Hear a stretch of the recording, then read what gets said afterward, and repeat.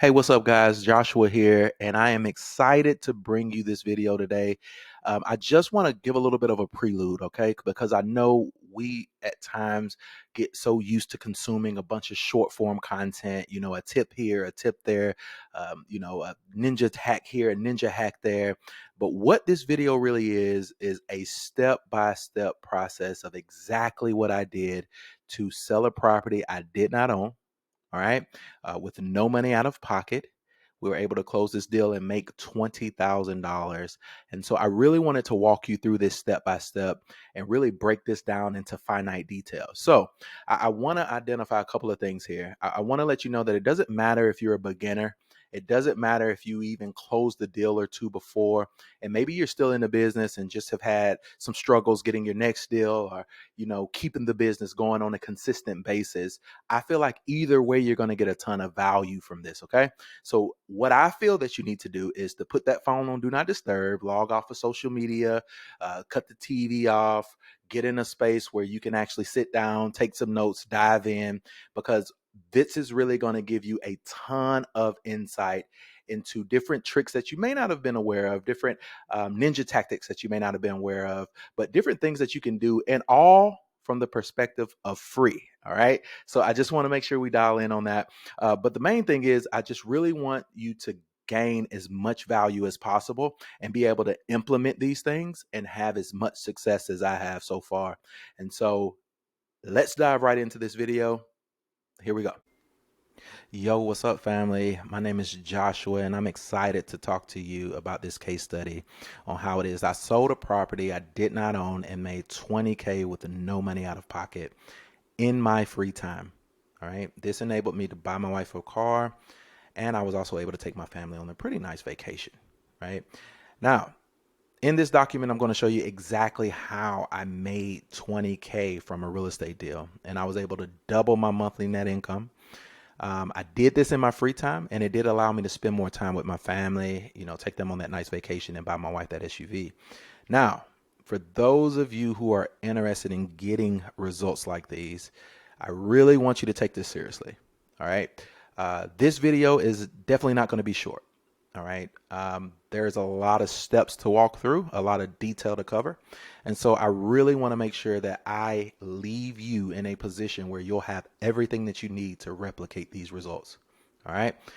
So what I would like you to do is put your phone on Do Not Disturb, log out of social media, and just dedicate your time to learning what it takes to actually create this type of opportunity. Because the information you're about to receive will enable you to create similar results. All right. And you'll be able to do that in a very short period of time. Now, before we get into the details of the case study, I do want to show you a little proof. We were able to go see Tom Brady play, man. Like, hey, listen, I am a Brady fan for real.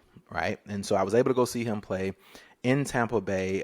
It was a Thursday night game. He played the Baltimore Ravens. So it was almost like a 2-for-1 for me, because I got to see him play, and I also got to see Lamar Jackson play as well, and they whipped our butts that night. So all in all, it was worth it.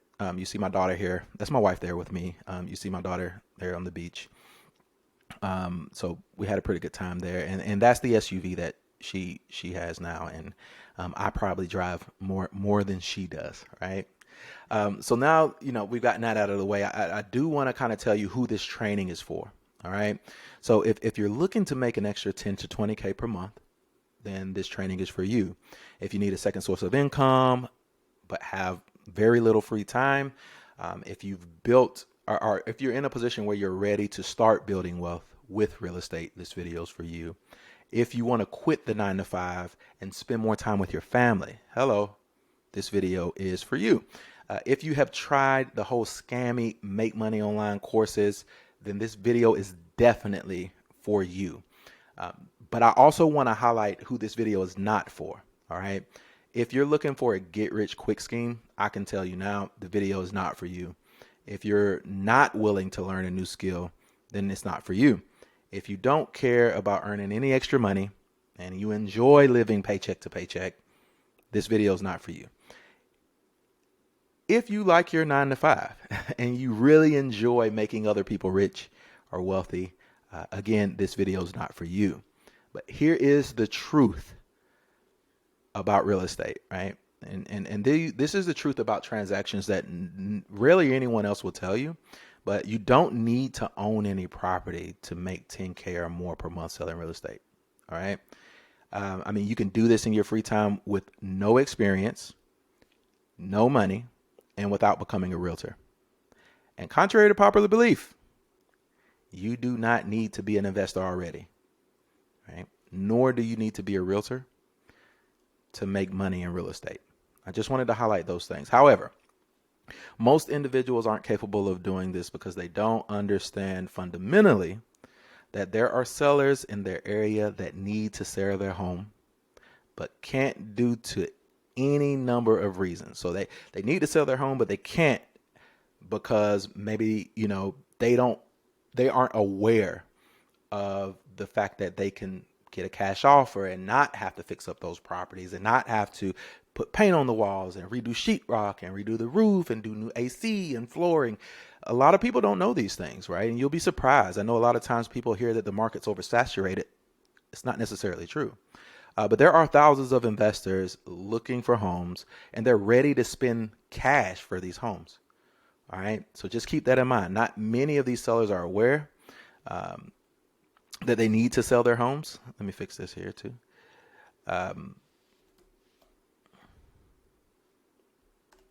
Yeah.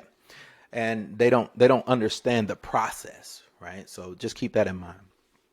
But if you're watching this, I want to point out a couple of things here. Then you're already ahead of most of those who would make these mistakes, right? And so, one of the things I forgot here, investors will gladly pay you 10% or more of the property's value, if you find these deals for them, right? That's the other half of that. But if you're watching this, then that piece of information has now put you ahead of most other people who are just talking about getting started in real estate. So I want to highlight a few things when it comes to limiting beliefs. There is a such thing as making money from the sale of a property you do not own. All right. So let's banish that limiting belief. Let's discard that limiting belief and just throw it as far away from us as the East is from the West, right? These kinds of transactions happen all the time, every single day. And if you want to make money from the sale of a property you don't own, you need to understand, number one, how to navigate around the issues mentioned above. All right. How to find sellers is number two. Number three is how to analyze the property for profitability. And number four is how to get the property under contract.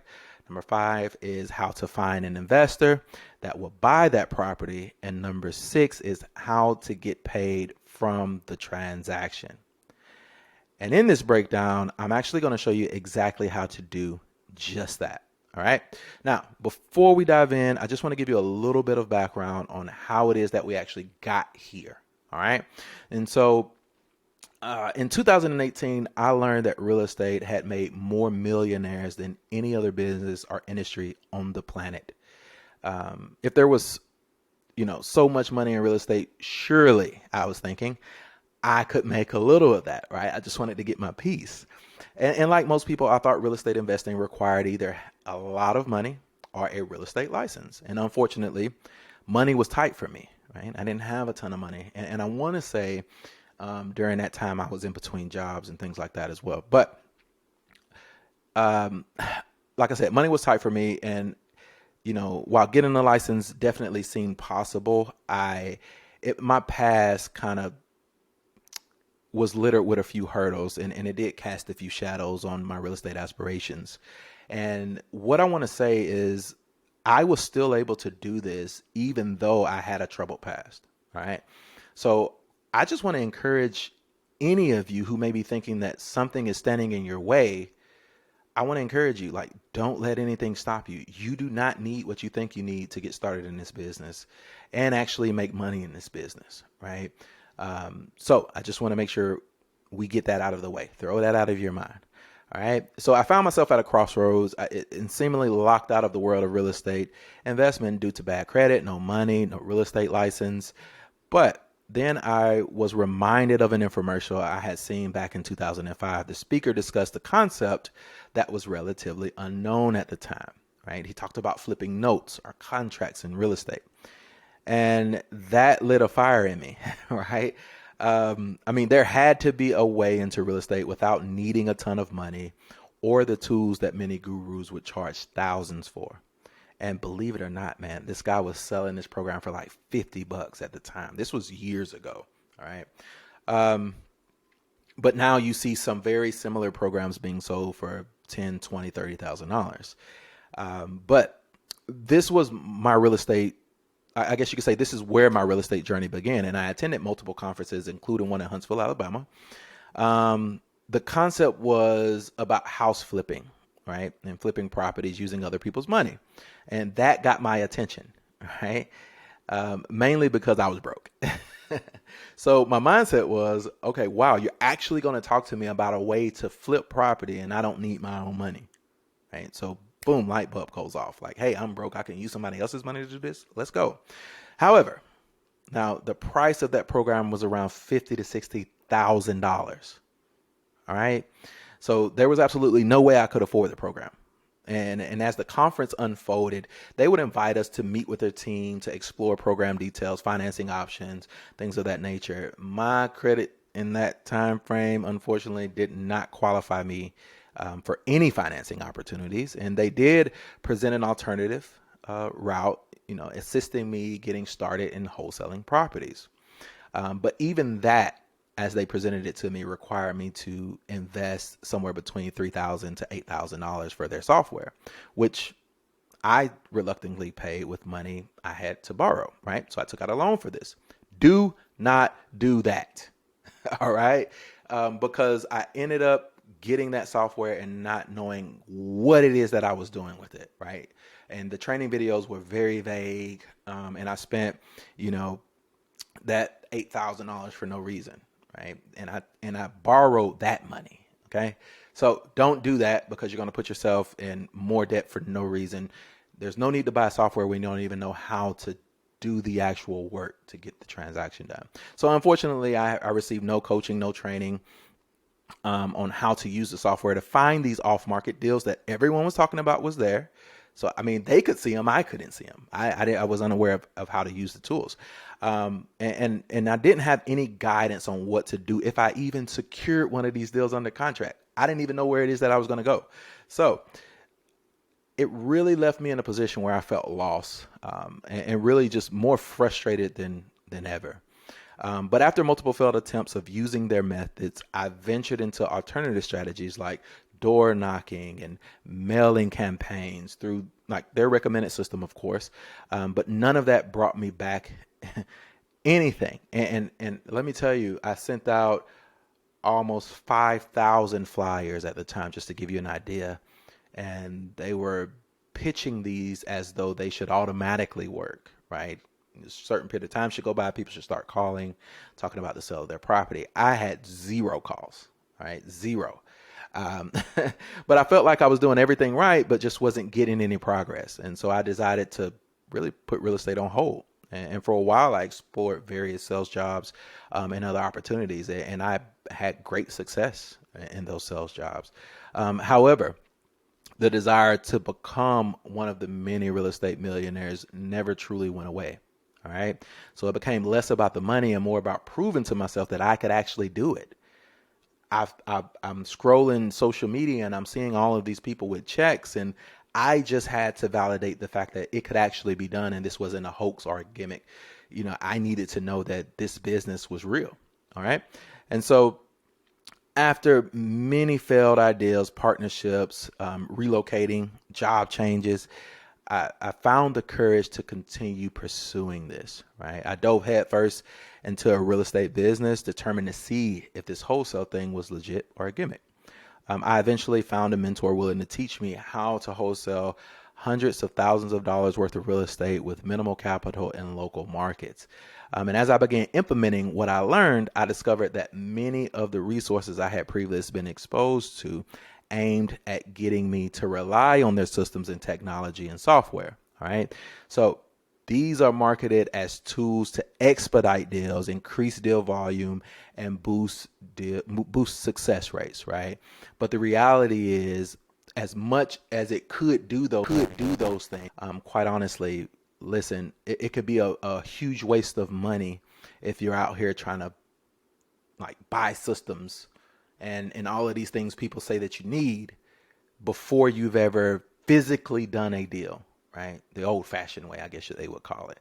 And I'm not saying that these softwares and these systems don't work, but you need to understand the business before you try to determine what you're going to need to run the business. Does that make sense? Hopefully it does. Um, and the thing is, the I quickly came into a place of realization here, that these resources were teaching me more about what not to do, rather than how to succeed. And I ended up financially strained once again.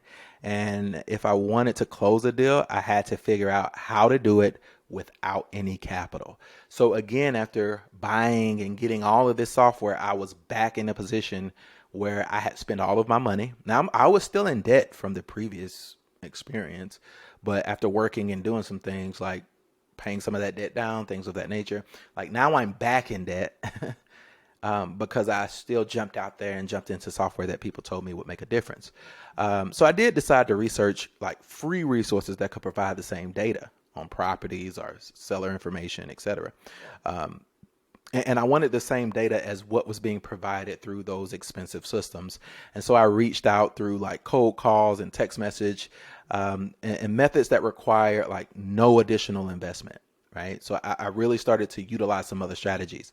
Cold calling definitely is a skill that can take you very, very far, and text messaging as well. And there are a few other methods that I feel like are great free tools to use. But I began using tools like True People Search and Driving for Dollars around, the local neighborhood, and really in an attempt to locate abandoned properties or rundown properties and just gather property data from those free resources like Zillow and Redfin.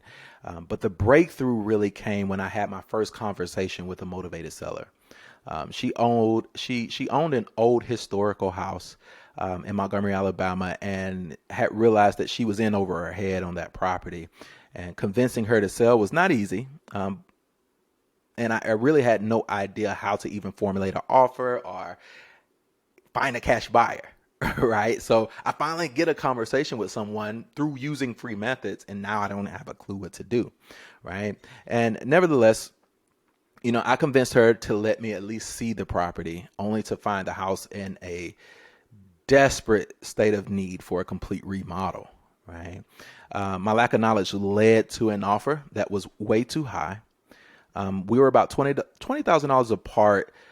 Initially, I had offered 45, and she wanted 65 to 70. We were able to agree on that. But here's some pictures of that property. And it's an old historical house. There's a fascinating story behind this property, actually. But these are just a few pictures that I took of that property and even the inside of the property. So you see the outside almost looks like it's a fairly decent home. And I walked in and there are literally no walls. Like you could feel whatever the temp was outside, that's how it felt inside of this house. And I want to see this house when it was cold outside. But you can just see a few pictures there of the house and how much work actually needed to go into the house. But I accepted her counter offer, not realizing that it was significantly above the maximum allowable offer. I was unaware that investors make their profit on the front end of deals, not the back end of deals. So I just figured if I had this property under contract, somebody would buy it, right?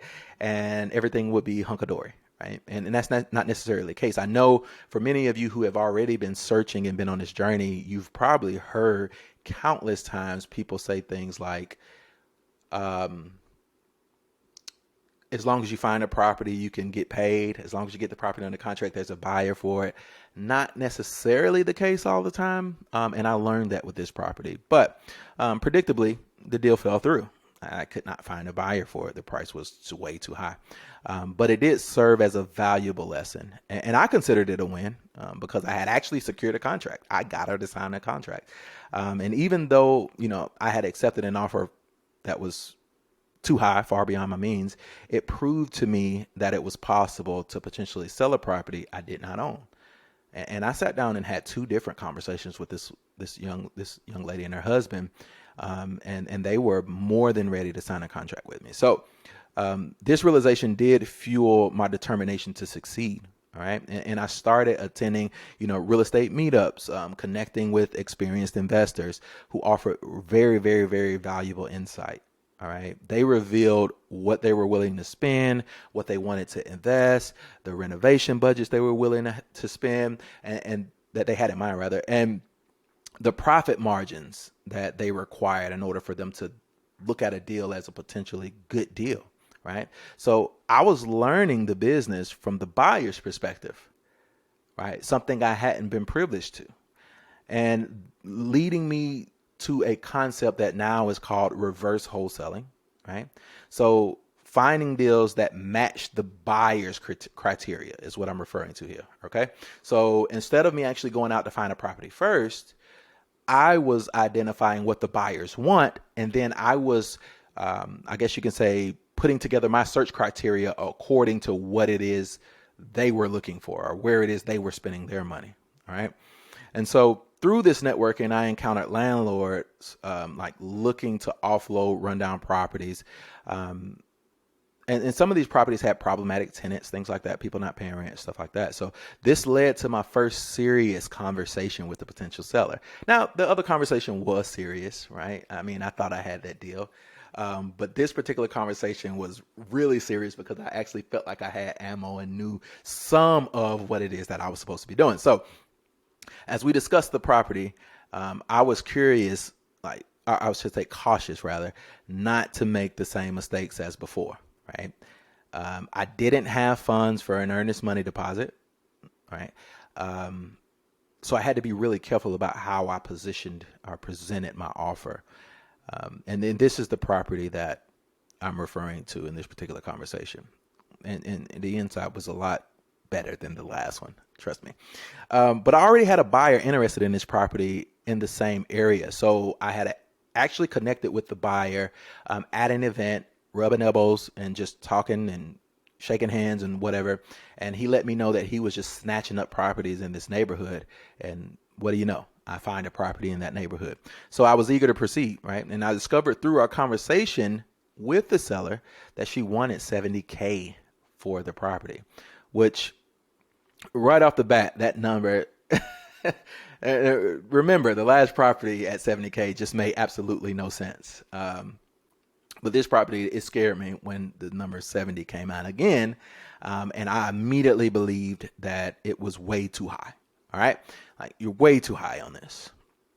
And so I presented her, or I pressed her rather, about the property state, how many repairs it needed, and how this affected the overall value of the property.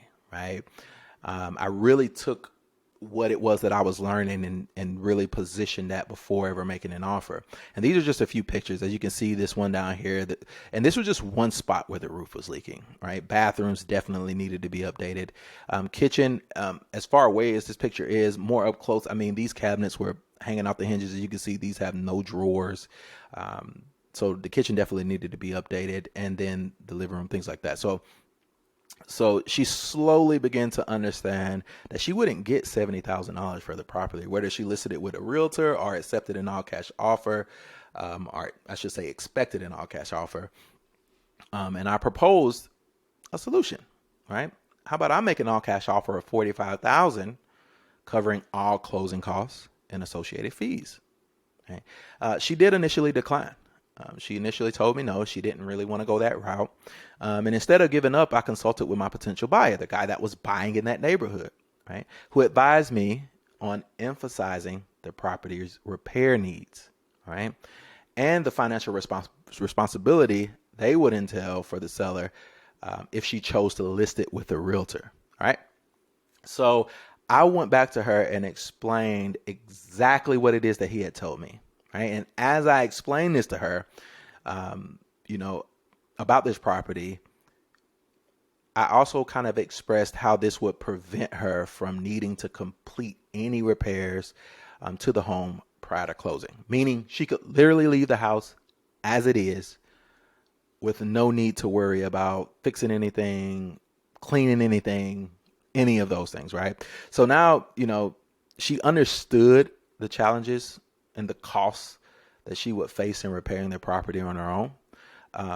And she began asking questions about the closing process, timing, potential fees, which honestly, in my mind, were closing questions, meaning you want to sell, or at least you've become more intrigued by the idea of selling the property as is and receiving cash. So I realized that, I had a motivated seller and an interested buyer, right? And the pieces of the real estate puzzle were actually falling into place. Okay. So my buyer closed on that deal in 1 week. All right. He would have closed sooner, but she needed a couple of days to get back in town. So, and I'm talking about 1 week from the time the contract was signed. All right. So the concept had proven itself to be true. Yay, we did it. Right. And I spent absolutely no money from start to finish on this. Unless you include the gas money it took me to get to the property, which was literally about 3 to 5 miles away from where I lived. Okay. And I had made 10K on this particular deal, right? So how is that for an ROI? 0 down, 0 involved from my pocket, but I put in my pocket $10,000. All right. So here's the process. And I want to break this down and give you an overview of what I know will work for you. Okay. Again, the objective here, first off, let's phase 1, choosing a target market. All right. Where is it that you're going to start the process of looking for property to potentially sell to buyers? Like, where in the world are you going to start looking? So the objective here is to identify a market where investors are actively making purchases and where there is a substantial population to consistently close deals each month. And so I recommend starting within your local community, your local area. But if you reside in a smaller or more rural community, it might not be the best choice, right? But everyone is somewhere near a bigger population, right? Now, whether that's 5 miles or 100 miles, I don't know, but everybody's near some type of big city or bigger city than what they currently live in. So the best markets that I have found are those with a population of 250,000 or more. Right. So smaller markets typically offer fewer opportunities, whereas markets over 250,000 residents tend to provide more chances to close multiple deals within a month or a year. All right. It is best to start locally, but you don't necessarily have to live in the market where you conduct your real estate transactions. All right.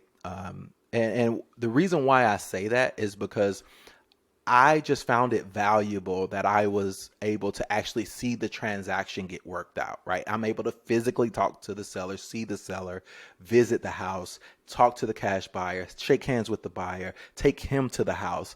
It taught me a lot about the process, and even, going into some of the other steps that I'm going to go into, it just helped me see a lot. So, it is best to start locally. But you don't necessarily have to live in that market where you conduct those transactions. You can very much do these deals virtually. All right. So this means, you can operate in markets that are not in your immediate vicinity. Just know you can make money in any market. Do not listen to the hype. You can make money in any market. If you're in a smaller market and there are no bigger markets near you, keep in mind it may take you a little bit more work. It may take you a little bit longer, but you can close deals in smaller markets. All right. So don't say, well, this market doesn't have 250,000 population, therefore I can't do a transaction. No, you can do a transaction. You just have to understand that it may take you a little bit longer to do a transaction in that particular market. All right. So I have tried multiple methods, but here's what I found is the best when it comes to finding a target market. So I'm going to read through this and I'm actually going to walk you through it. Right. So you go to Zillow, some of these free resources, Zillow, Redfin, I think Trulia is a house buying software. But you want to search sold properties in the city/market of your choice.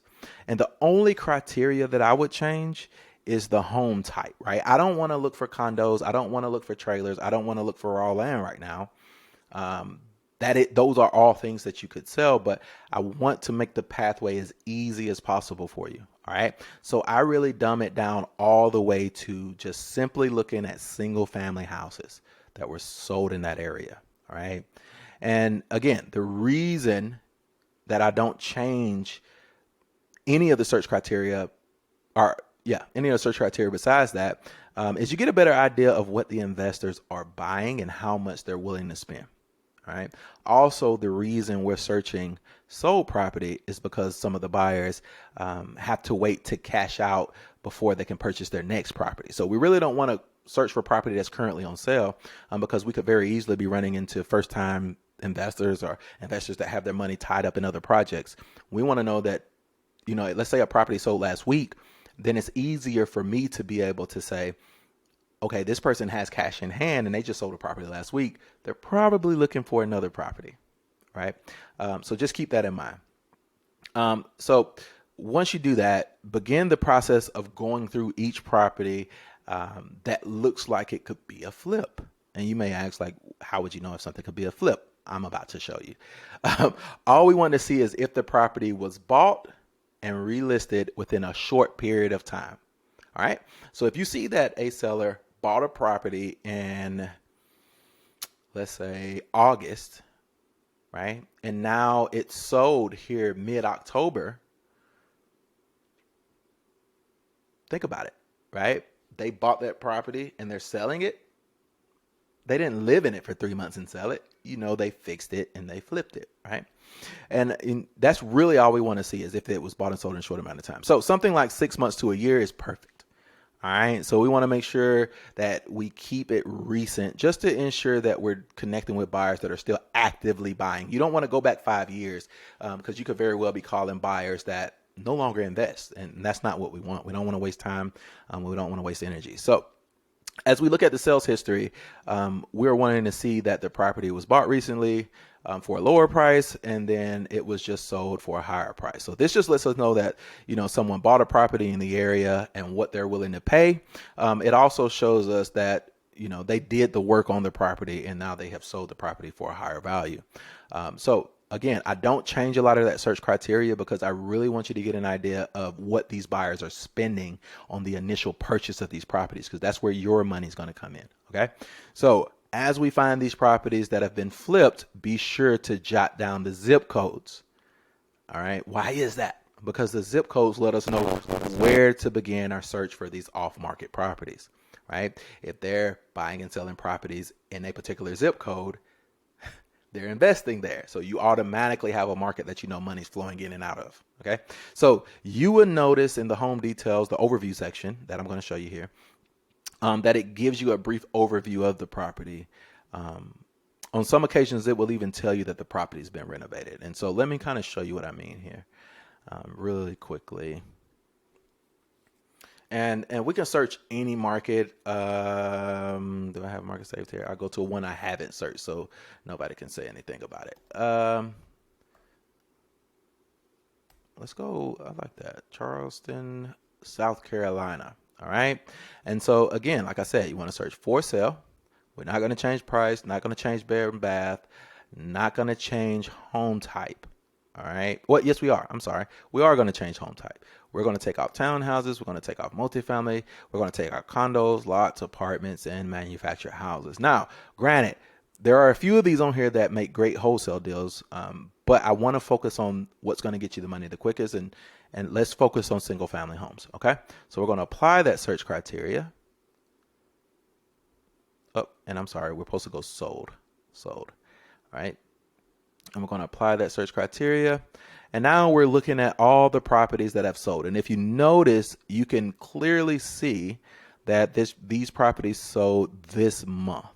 All right. These properties sold this month. So as we go down, we're going to be looking for properties that could be fixer-uppers. So let's say, how often do you see white brick? Let me point a couple of things out here, right?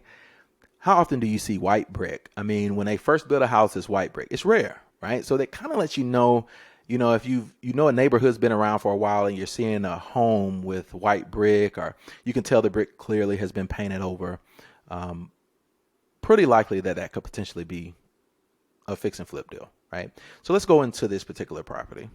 This property was sold for $388,000, and it looks pretty decent. Looks really nice, actually. Nice yard, all of that, right? But where we want to go is, we see that this property was recently sold, so we want to scroll down, or you can just click this home details tab, right?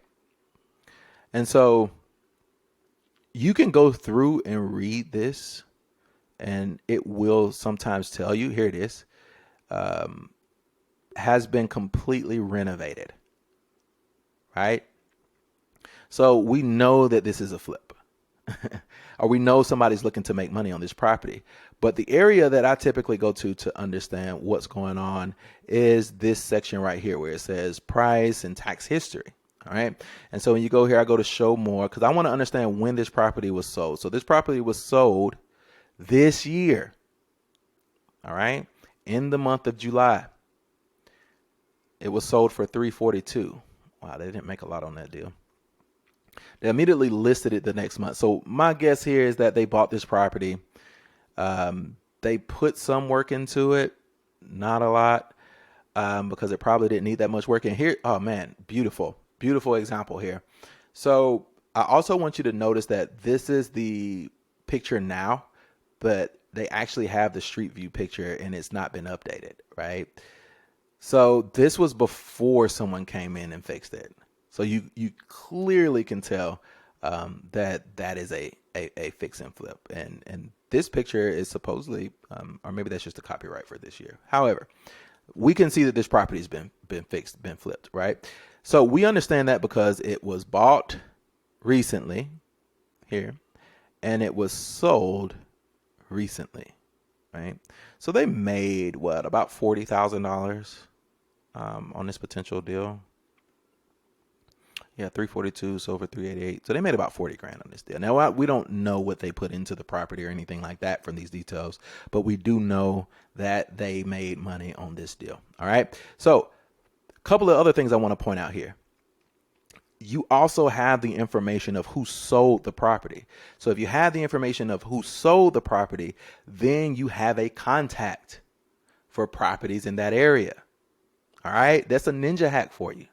I'm giving you these ninja hacks. You need to understand that there's a lot of information you can get for free without having to pay for someone's software, right? So I know money's flowing through this particular zip code in Charleston, South Carolina. So there's your freebie. If you're in Charleston, South Carolina, you have a freebie here. You know that if you're in the 29412 area, that there are investors there who are buying properties in those neighborhoods. So again, you have the contact information of who sold the property. You can always reach out, talk to them about the property and see if they're buying other properties in the area, which I'm going to get to here in a second. All right.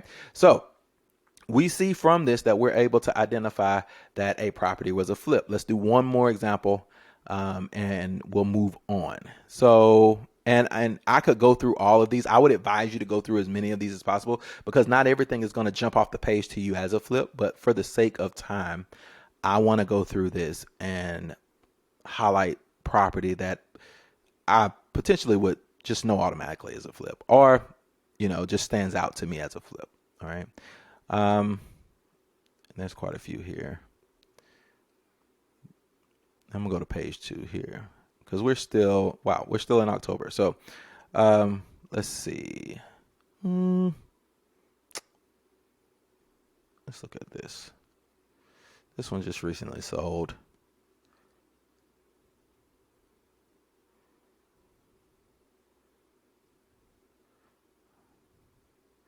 Yeah, so this is somebody who's selling their personal residence. More than likely, there's not a previous sold date on it. So they probably have owned that house as long as it has stood. And now they're about to sell. Yes. This definitely looks like a flip to me. But let's verify and see. Here we go again. Street view. Street view. That definitely does not look like the same house, right? So we can clearly tell that someone has come in and done some work, right? And this sold in September.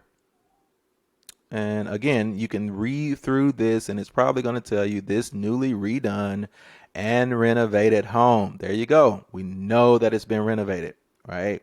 But you can verify that by seeing that it was bought in December of 2022, right? And it was sold this year in September. So they put quite a bit of work into this, because now you also have a number as to what this buyer is willing to spend.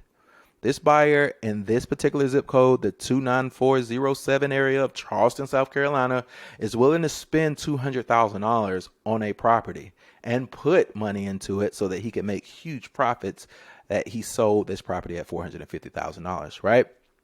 That's the flipper's dream. So we can clearly see that this person is buying property. Again, I want to highlight this.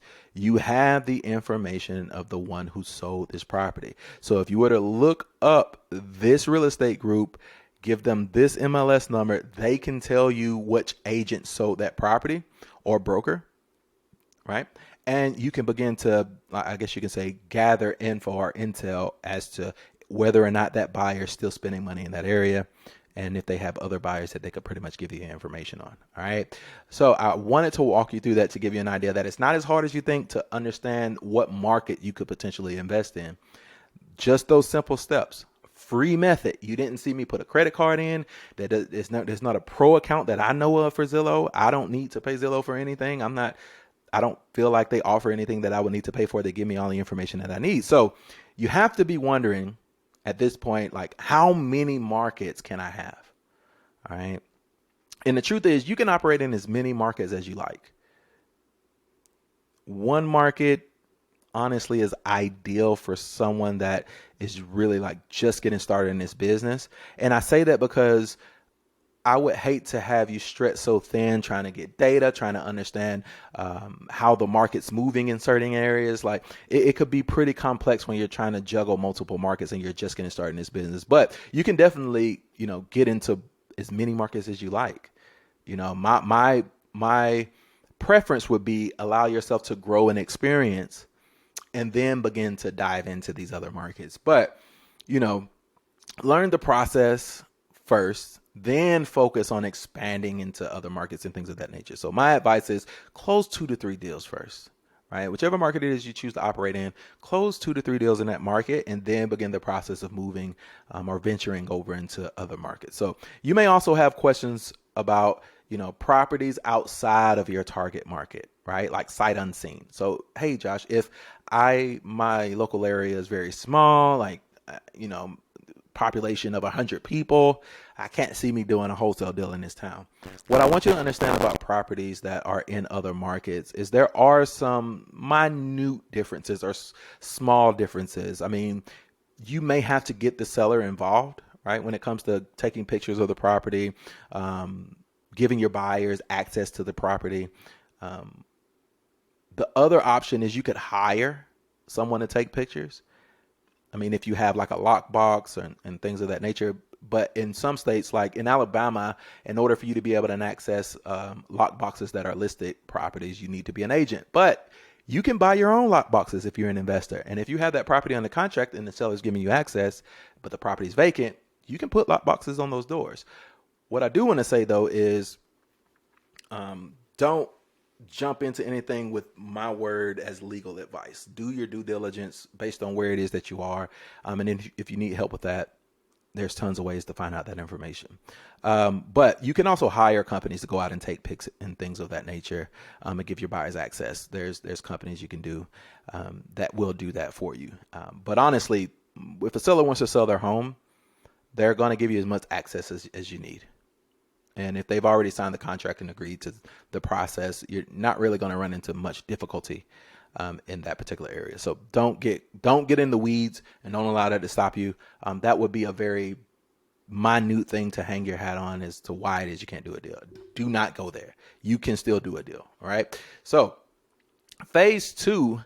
And I did this way. I know earlier I talked about I had learned now the reverse wholesaling method where we find cash buyers first. But the reason why I wanted to identify the target market is because it also gives you access to who's buying in that area, right? So technically phase 2, you've already started, but I want to give you more info and more of a deep dive on that. So the objective here, when you're talking about building a cash buyers list, phase two, is to compile a list of investors with enough interest and cash to close deals fast, quickly, in days, in a couple of weeks, things of that nature. Now, most beginners are intimidated by this step, but it's actually the easiest part of the process. The conversation with the buyer is so much different than the conversation with the seller when you're just simply trying to get them on a list. All right. So you do need to understand that real estate investors are always actively looking for properties to add to their portfolio, whether they are a fix and flipper and they're trying to add another property that is a flip, make more money, build their portfolio of what, like the type of work that they're done, those types of things. Right. Or they're a buy and hold investor and they just want to add to their rental portfolio by adding more properties as rentals and just building that net worth, etc. But if you put a good deal in front of the right investors, let's say in front of the right investors, they would gladly take it off your hands. Okay. Now, most major cities host like investor meetups, right? So if you cannot attend these meetings in person, they will have a Facebook group. Hey, I'm fixing to give you a super ninja hack. Okay.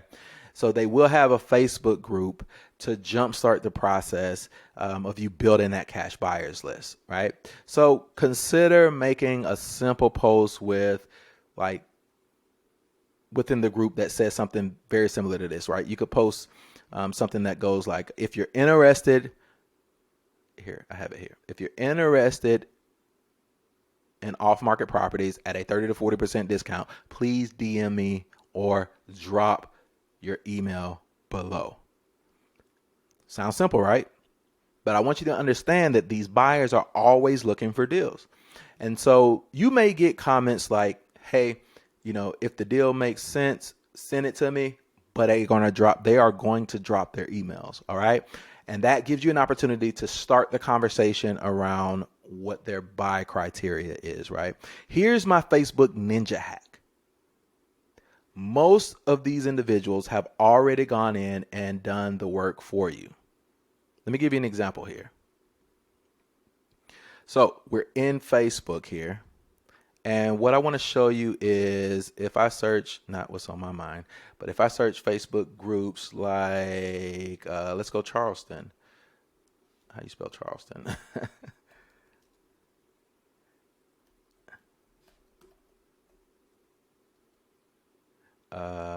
Let's say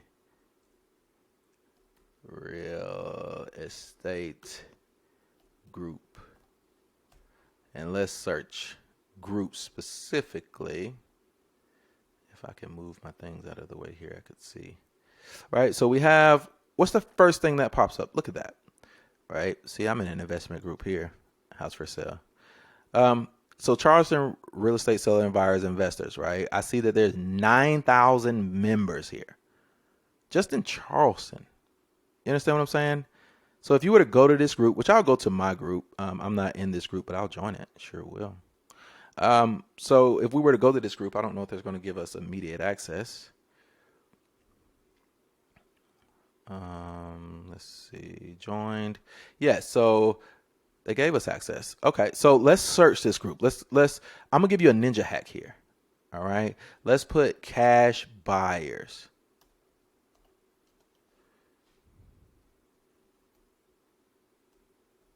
And the reason I'm doing this is I want you to understand that, hold on, let me go back. I might have messed that up, y'all.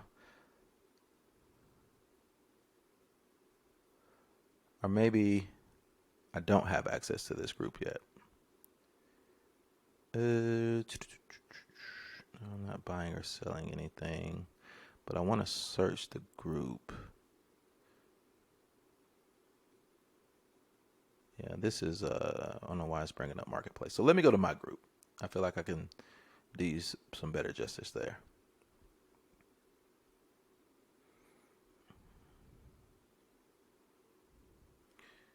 All right.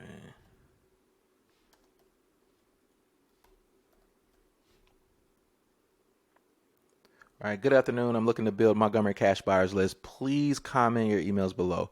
15 comments. Here's what I want to point out to you. People have already gone in and done the work for you. Okay. So they've already made posts. They've already begun the process of looking for cash buyers. So you can very easily come in here and start jotting down email addresses and names. Think about it, right? So Keith Rowe is an investor in Montgomery. Hello, how are you? Can I send you more deals for Montgomery and Prattville? Somebody else even reached out in the process, right? I don't even think that was the person that made the post. Right? And so you got these people who are responding with their email addresses. All right. And this is before you've ever gone in and make a post. So you could very easily come in here, get 10 to, 40 different cash buyers. Look at here. Always interested. You see what I'm saying? So you have the access you need. Look at here. Phone number and email. And all that you have to do is start the list. So if you want to start sending out emails or even DMing these people, if I was to come in and say message, I can literally message this person and start a conversation about if they're still invested in the area, right? Here's what you want to pay attention to with these posts, though. I will be honest with this. You want to pay attention to the dates, all right? Like this is 2021. Montgomery's a little different. I'm sure if I twisted this phrase, cash buyers, and all of that stuff, it twisted up a couple of different ways or said it a couple of different ways, like I probably find some newer information.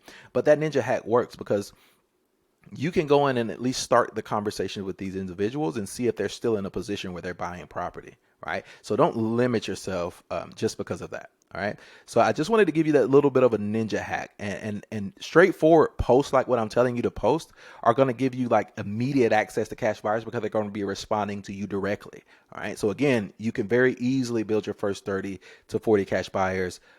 No problem. So to expand your list further, drive through neighborhoods.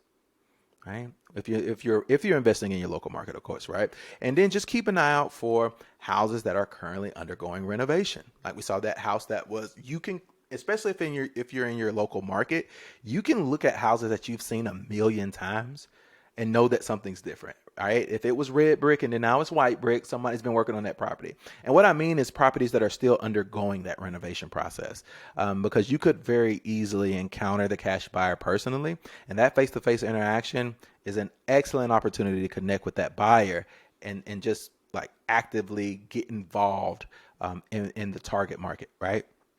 So, free resources like, Redfin, Zillow, as we saw earlier, can help you identify cash buyers by looking at the sales history, right? So don't forget that. And these properties. So we looked at the property overview or home details.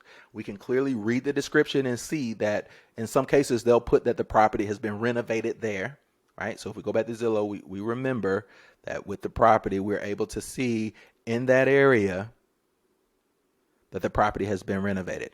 Okay. So, but what we're actually also able to look at is the fact that it was bought recently and it was now sold again recently. Okay. So we know that is an opportunity to find cash buyers. Again, you have the information of who listed the property. All right. So you can't tell me that you don't have anyone to call or anyone to reach out to. You can definitely Google that real estate company and you can get their phone number. Okay. So, the properties are these properties purchased by investors or flippers? Like follow this and you can skip trace, right? To identify the buyers and initiate a conversation to get an idea of their certain interests in acquiring more property if they're still investing in the area. And so as you're going through the information, like always be writing down this information, always be putting a spreadsheet together of what real estate company is dealing with investors. All right. Because they have those investors in their pocket. All right. And they can bring buyers to your deals. So that prevents you from having to do some of the work in that case as well. There go you another ninja hack right there. The information will provide you with the seller's contact information, the realtor's contact information. Either way, ask them for the buyer's contact info. Because sometimes, again, like we just saw, you could have the realtor's information, but sometimes these sellers may list these properties themselves. Some of these sellers may have a license, right? Some of these investors may have a license, and then some of them may not. They may have just done like a FSBO, a for sale by owner, right? And they may have listed their own property on something like Zillow or these other sites, and they may have sold it themselves. So they may have their personal information there. All right. But I'm just showing you that there are free ways that the best way is the free way to buy these properties. So don't forget that. Phase 3, all right, finding the deals. The objective here is to find property with a seller who is motivated to sell the property as quickly and easily as possible. Okay. So with your cash buyers list and the criteria in hand, you now know what it is you need to be searching for when it comes to the properties, right? That match their preferences. We don't want to be looking for properties that sellers or buyers aren't spending money on.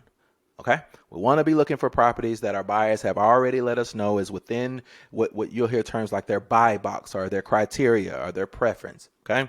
So we want to search if those properties are available. Okay. So there are several methods available to begin the process of finding these properties. And here are just a few free approaches to finding these properties. The first one I have found to be like the most potent list of all, and that is government list. All right. And every city or county, has its fair share of code violations, water shutoffs, tax liens, probates, all of which is public information. All right. So if you find a property on more than one of these government lists, know that you have a highly motivated seller with an issue, especially think about it. Right? The grass is overgrown. They've got a lien on the property now. The grass is still not being cut. Something's going on, right? And the seller may not be able to take care of the issue. So you have a highly motivated seller. You can easily get access to these lists by just simply emailing the specific department in the city or county of your choice. So, for example, you can look up probate office in Charleston, South Carolina. Type that information in. It should pull up the probate office. It should give you contact information on that probate office. You can very easily send an email. There are some cities and counties that have that information available online, and they may redirect you to just simply going online and pulling that data. And you can pull those lists and begin the process of identifying who owns those properties. All right. So extremely potent list and government list. Cold calling is another great way, right, to speak direct to sellers. So as you gather property info, you can search the owner's information using something like True People Search. All right. And if you never have used this, I want you to understand that it is very user friendly. All right. So True People Search is a platform that is going to give you direct access to the personal information of people associated with a certain address. All right. So if I type in 123 Main Street in Charleston, South Carolina, it's going to give me the names of those associated with it. And you're going to know the last name was the last person associated with that property. Okay. So you can start calling those numbers to identify who the owner actually is at this moment in time. Right. But cold calling gives you direct access to the seller. And again, using True People Search can give you that property or owner's information. So you don't have to be an expert cold caller to get deals done. I want to point that out. All right. You don't have to have been calling. I hear it so much with gurus and individuals that are, trying to get you to buy the latest software, whatever it may be. You do not need to be an expert at this in order to get it done. You just need to actually make the call. Okay. So another method, driving to find property. All right. This method is extremely, or I should say highly effective in spotting distressed properties. As you drive through neighborhoods, pay attention to the houses, those houses that stand out, right, due to like overgrown lawns or damaged roofs, broken windows, or other signs of neglect. You may see a house that looks perfectly normal, but the mailbox is full of mail, right, to the point where it's spilling over. That's probably a good indicator that somebody hadn't been there in a while or somebody's not maintaining that property. Okay. And just because you see, one of the things I look for, and it's crazy, another ninja hack, but it has worked for me, is I look for the lights to be on outside in the daytime. I don't know what it is about that, but just another ninja hack. Like almost as though I can clearly see that somebody hadn't been here for a while, but the light outside is always on and it's like 12 o'clock in the afternoon. Yeah, probably a vacant house, right? So I usually call those numbers, and I'm not saying that everyone would turn out to be a deal, but just another little tip that I tend to look for as well while I'm out doing it. So you want to look for situations that make this property stand out to you, and then look for properties that just appear to be out of place in their surroundings, like they're eyesores to the community, right? And I'm willing to bet that the neighbor to that house will gladly give you the owner's information because it is such an eyesore, right? It kind of covers up the beauty of their lawn or their property, right? So you could very easily go and knock on the door next door and get that information for who owns that property from the next door neighbor. It could 100% happen, right? Another resource that is free for you is the for sale by owner, which you can look at through Zillow, or you may ride neighborhoods and you may see, for sale by owner signs. But the seller is advertising their property as for sale by owner. They're highly motivated. How do you know? Because they already want to sell the property. So you could directly contact them. You can explore potential wholesale opportunities. You could talk to them about cash offers. The benefit here, again, is that the seller has already made the decision to sell. All right. So now we're just simply trying to have a conversation with them to see if we could potentially get that property under contract for less than what they probably want for, right? And you never know, you may make that phone call and that price meets the criteria of a potential buyer that you have as is, right? There you go. You have a deal. Okay. One of the other resources is door knocking. Now, I will say that this is not practiced as much today, but door knocking can definitely put you in direct contact with potential sellers. It does allow you to inquire about their interests in selling the property. This method does often yield more direct answers than other approaches, right? They can tell you right then whether or not they're interested or not interested. Very similar to cold calling. Okay. So moreover, it does provide an opportunity to explain your services and their benefits to, potential sellers. All right. So I want you to understand that all of those methods that I just laid out to you are absolutely free. All right. Now, just keep in mind, you do need to put in the work for each of these things. Okay. But you can very easily do this in your free time. How many times have you, like, for example, the driving through neighborhoods to find properties, right? How many times have you been driving back home and maybe you've run across a property that you just see all the time? It's just run down, boarded up windows, the roof's caving in, a tree's growing through the middle of it.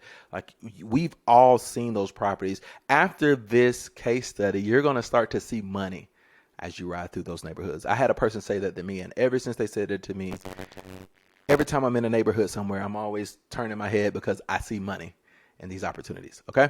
So I want to go over phase 4, and that is making offers / executing contracts. Okay. So the objective here is to obtain a signed contract with a motivated seller for the purchase of a property.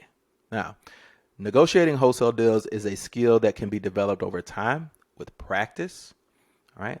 While it may initially seem intimidating, remember that it is a fundamental aspect of real estate wholesaling, and you'll improve with experience.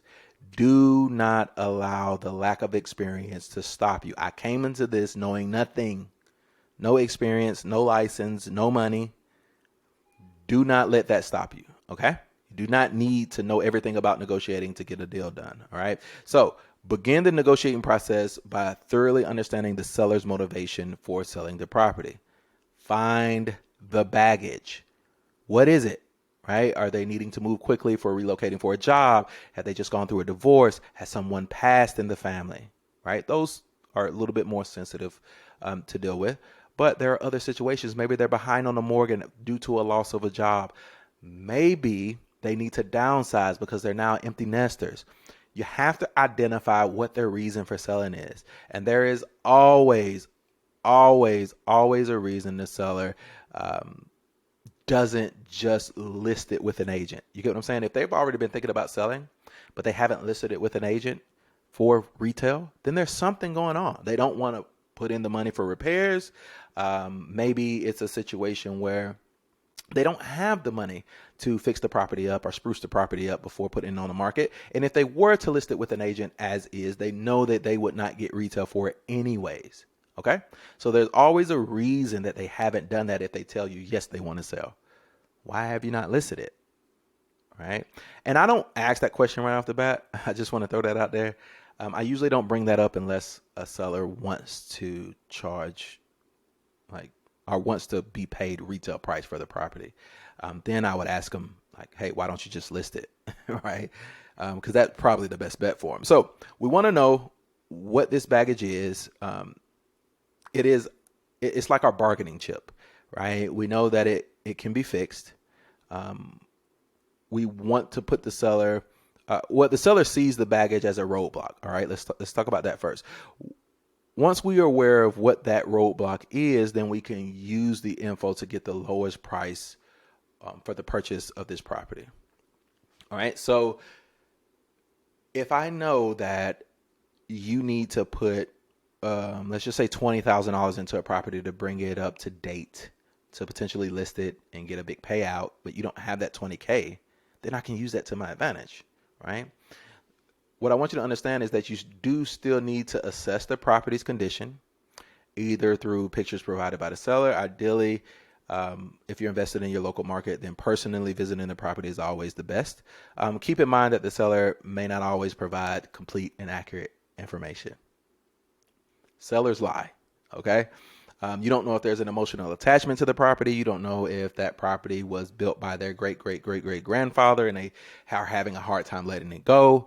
But sellers will tell you whatever it is that you need to hear to get the most out of the property. And this is not in all cases, but this is in some cases. And the way to combat that is to gather as much information as you can on the property. Okay. So keep in mind that the sellers do not always provide complete and accurate information. Determine their time frame. How soon do they need to sell that property? What the last thing you want to do is get yourself in a jam. The last thing you want to do is end up with a property under contract that needs to be sold in a week. That is the last thing that you want to do, right? So there are other factors that could influence that decision as well to sell. But you also want to start the process of calculating what your maximum allowable offer is based on the after repair value of the property, right? So after repair value of the property minus the estimated repairs and your assignment fee, right? What you want to get paid. So you start the negotiation by offering a price slightly below that maximum allowable offer, right? And I put the formula down here, right? So this provides room for counter offers and negotiation. The goal here is to reach an agreement with the seller where both parties are satisfied, right? If you, well, I should say this. I know you may be wondering how to come up with your max allowable offer, but here's a universal formula, right? So what I do is the ARV, which you will understand more about this. The ARV is what the house can be sold for after it is repaired. All right. So we saw in that example of that house in Charleston where the buyer bought it at 206, but he sold it for like 450. All right. So we know that properties in that area that are within range of square footage, bedroom, baths, basically identical to the property that he bought, can potentially sell, if fixed up properly and brought up to code, can sell for about $450,000. So I know that in this process, $450,000 is my ARV. What I would do then is multiply that by 70%. From that number, I would subtract what my cost for repairs would be, my estimate, as well as subtracting my assignment fee. That number is going to be your max allowable offer, meaning you do not need to go over this number when getting that property under contract. Okay? So, with that being said, you want to go slightly below your MAO, right? Again, this provides you room for counter offers and negotiation, right? So this formula will ensure that your deals make sense for your cash buyers as well.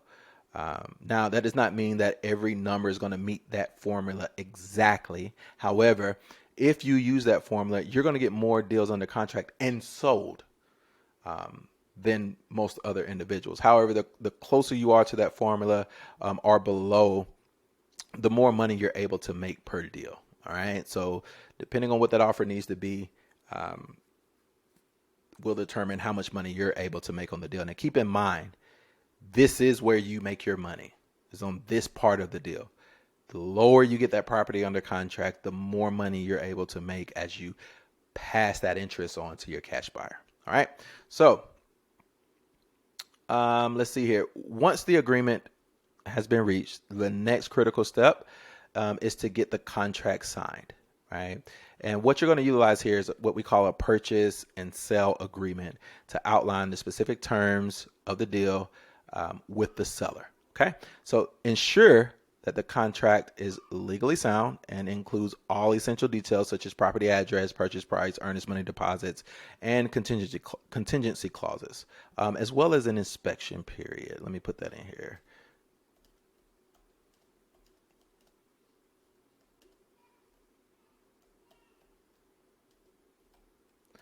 Right. So you also want to make sure that you include an inspection period in that contract as well. It's advisable to have an attorney or an experienced wholesaler review the contract template just to ensure that it complies with the local laws or regulations. Right. So I don't want to tell you just to type something up and that it's going to be legally sound. Right. You may want to get somebody to look at that. But what I will say is this: just reach out to me about a free, copy of our contracts, our scripts, anything that you would need for these particular transactions in terms of paperwork. All right.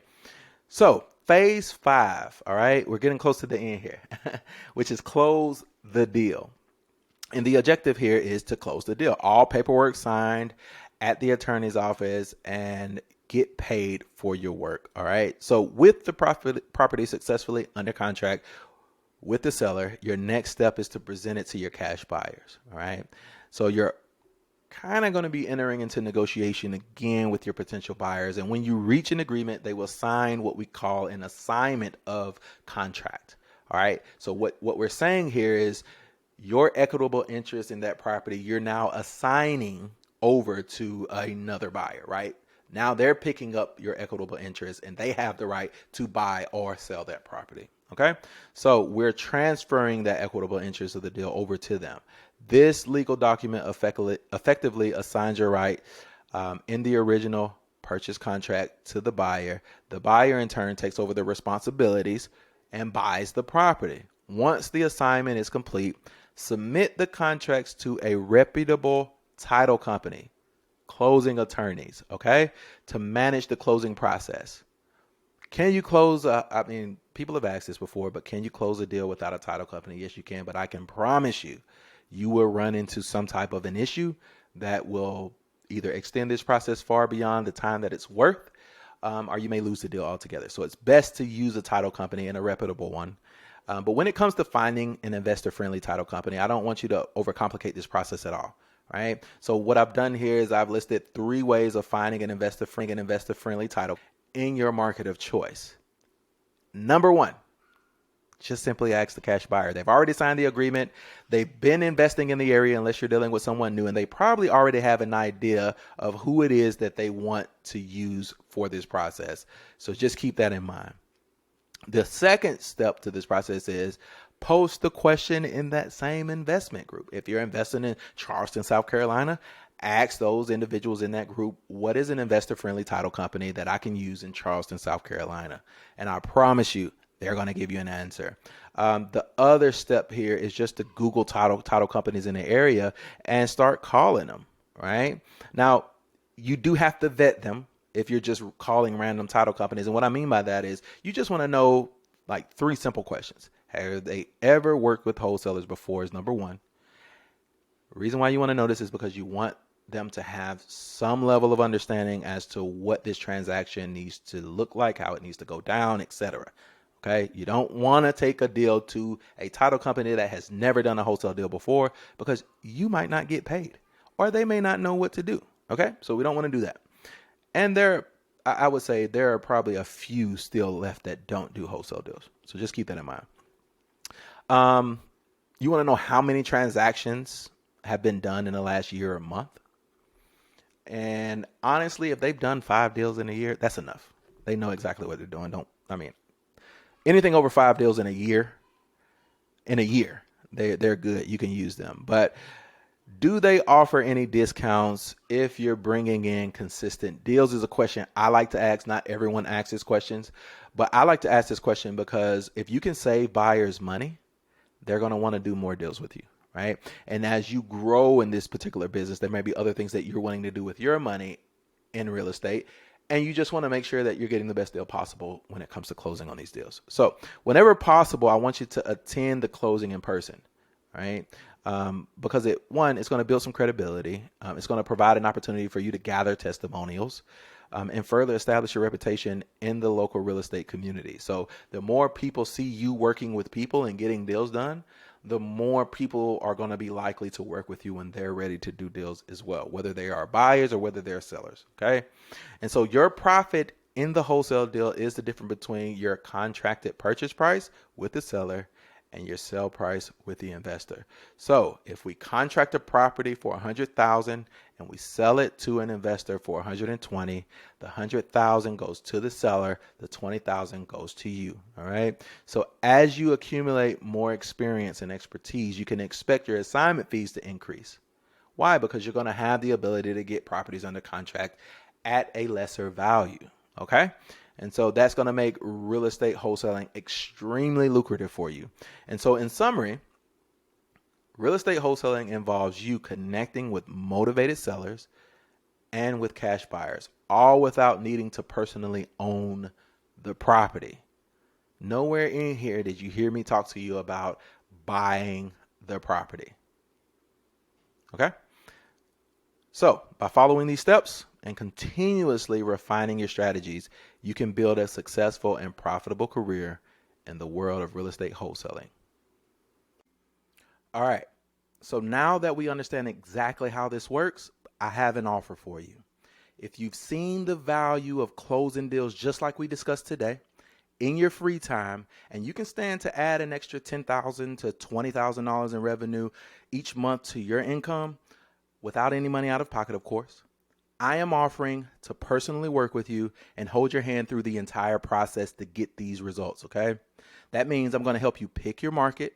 I'm going to help you find buyers ready to pay you for your deals. I'm going to help you find these off-market properties and make sure that they fit your buyer's criteria. Okay, I know a lot of people don't add that in there. I am adding that in there. And I'm even going to take it a step further and let you know that I will be helping you analyze each of these deals. Okay, I want to make sure you haven't exceeded your MAO, your maximum allowable offer. I want to make sure that if buyers are within that 70% rule, that deal makes sense for them. Okay, so I'm going to help you throughout that process just so we can make sure it makes sense. Now, as an added measure, I will also show you how to make these deals like we talked about today actually come to you, saving you time, effort, and energy. All right. You'll be able to do this in a fraction of the time it would take you to do it if you were trying to do it on your own. Okay. Now, this streamlined and proven process is definitely going to carve a ton of years out of trial and error out of your life. Okay. So just keep that in mind. So I'm so confident in my ability to be able to produce these results for you that if you have not produced a deal in the time that we've allotted, which we'll talk about together, I am going to personally work with you for free until you do. Okay? That is my promise to you. So if you've heard what you needed to hear, if you're in a position where you're ready to put in the work, I want you to click the link below, book a call. Let's have a conversation about it and see if this makes sense for you. Okay? I look forward to hearing from each and every one of you. Thank you for giving me your time. I'll be talking to some of you soon. All right, I'm out.